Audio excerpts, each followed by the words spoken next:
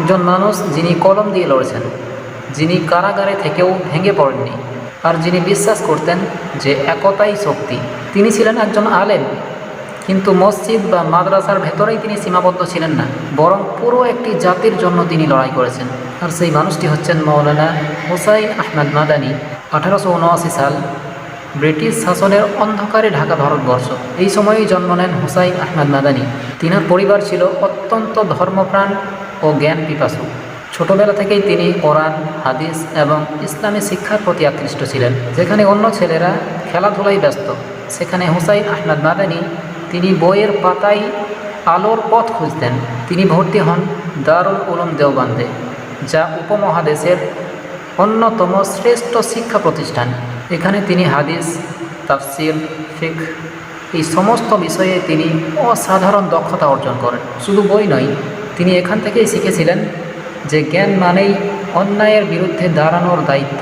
শিক্ষা শেষ করে তিনি চলে যান হিজাজে, মক্কা ও মদিনার পবিত্র ভূমিতে। মদিনায় তিনি শিক্ষকতা শুরু করেন।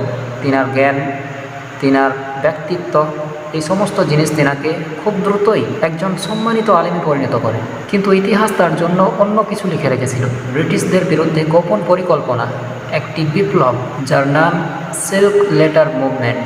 এই আন্দোলনে যুক্ত হন মাওলানা হুসাইন আহমদ মাদানী। তারা পরিকল্পনা করেছিলেন যে বিদেশি শক্তির দ্বারাই ব্রিটিশদের কিভাবে হাঁটানো যায়, কিন্তু বিশ্বাসঘাতকতার কারণে তিনাদের পরিকল্পনা ফাঁস হয়ে যায়। আর এরপরেই শুরু হয় তিনার জীবনের সবচেয়ে কঠিন অধ্যায়। তিনাকে গ্রেফতার করা হয় এবং পাঠানো হয় মাল্টা কারাগারে। বছরের পর বছর শারীরিক কষ্ট, মানসিক যন্ত্রণা, কিন্তু তারপরেও তিনি ভেঙে পড়েননি। কারাগারের অন্ধকারে তিনি আলো খুঁজে নিয়েছিলেন ইবাদত, ঈমান এবং ধৈর্যের মাধ্যমে। কারাগার থেকে ফিরে এসে তিনি থেমে যাননি, বরং তিনি যোগ দেন জমিয়াত উলামায়ে হিন্দ সংগঠনে। তিনি হয়ে ওঠেন একজন শক্তিশালী কণ্ঠস্বর, স্বাধীনতা, একতা এবং ন্যায়ের পক্ষে। যখন পুরো উপমহাদেশ বিভক্ত হওয়ার পথে, তখন মাওলানা হুসাইন আহমদ মাদানী তিনি বললেন যে ধর্ম আলাদা আলাদা হতে পারে, কিন্তু দেশ একটাই হবে। এই চিন্তাধারায় তিনাকে ইতিহাসে আলাদা এক জায়গা দিয়েছে।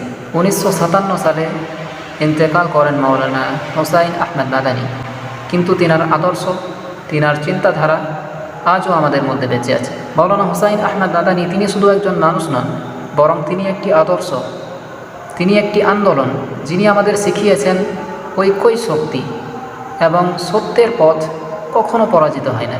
আল্লাহ সুবহানাহু ওয়া তাআলা মাওলানা হুসাইন আহমদ মাদানীকে জান্নাতুল ফিরদাউসে আলা মাকাম নসিব করুন, আমিন। ভিডিওটি ভালো লাগলে অবশ্যই একটি লাইক করে চ্যানেলটিকে সাবস্ক্রাইব করবেন এবং কমেন্টে নিজের মতামত জানাবেন।